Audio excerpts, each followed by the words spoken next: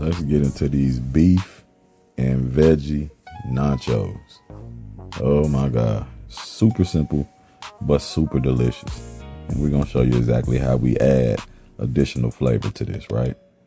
So we start out with some chunks of celery, yellow bell pepper, and onion. You can use whatever color bell pepper you like.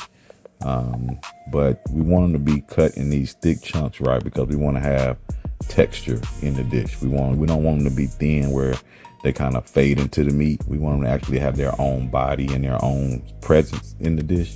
So we cut them pretty thick, right? All right, then we go in with our ground beef, and that's been seasoned. You season to your liking. I don't tell people how to season their food. If you want to know how we season ours, you can definitely reach out, comment below, let us know, and we'll definitely give you the complete recipe. But just to tell you a little bit, we did some salt, pepper, onion powder, garlic powder, and we're going to do a couple more things later. But, you make sure you want to season your veggies and your meat, not over season, right? You want to get flavor in them, but not over season, right? Once those are seasoned, you want to kind of press those seasoning in just a little bit and then lightly break up the meat. You don't want to work it too much. But you want to lightly break up the meat. You want to have the meat in some little chunks. So when you pick it up on your chip, you actually get that meat flavor.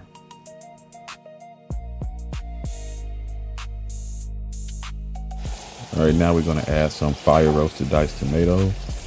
And like I said, guys, anytime you're adding tomatoes to a dish like this, you always want to season them.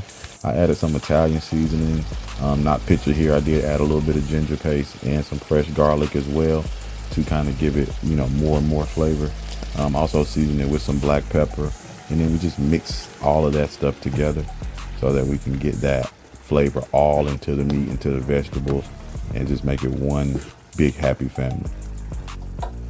At this point, you want to taste your seasoning, make sure that it's not over salted, make sure it's not under salted, and see exactly what you might need to add to go ahead and take it to the next level.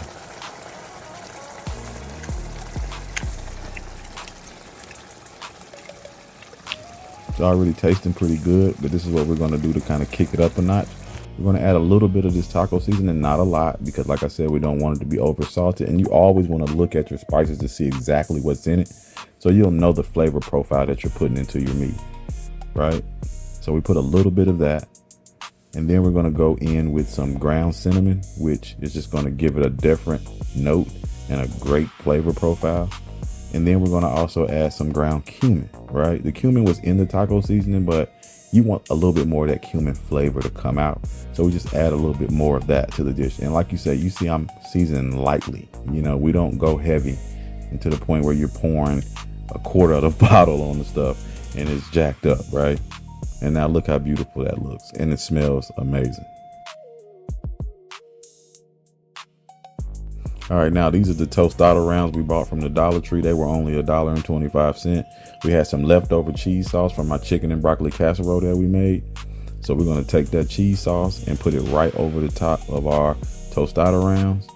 And we want to get it all over the chips, right? Because when you pick up a chip and you got that cheese sauce and everything, this is almost like a glue for the dish, right? It's gluing everything together. So we want to make sure that we kind of spread it all evenly around on the chips.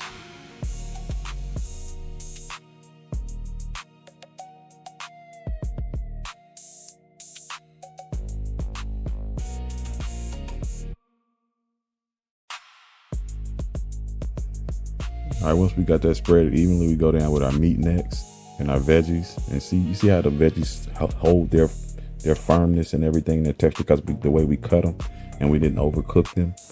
And this is going to give a nice crunch and texture to this dish that makes it taste magically delicious. And like I said, you see that cheese gluing that meat to the nachos.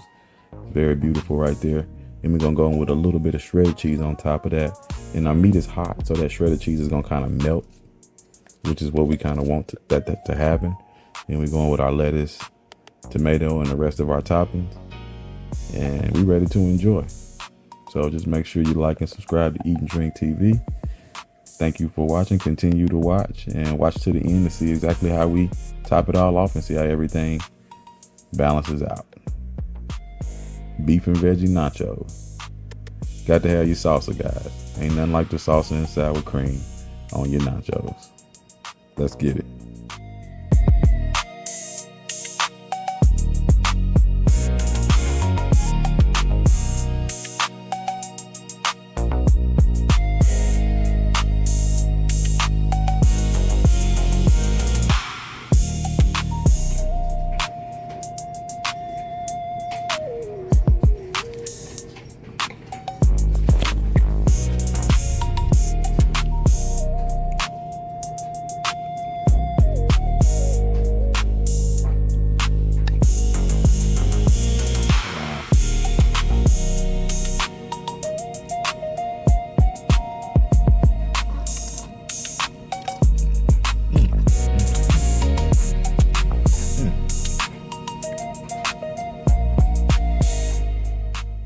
Thank you for watching. Eat this.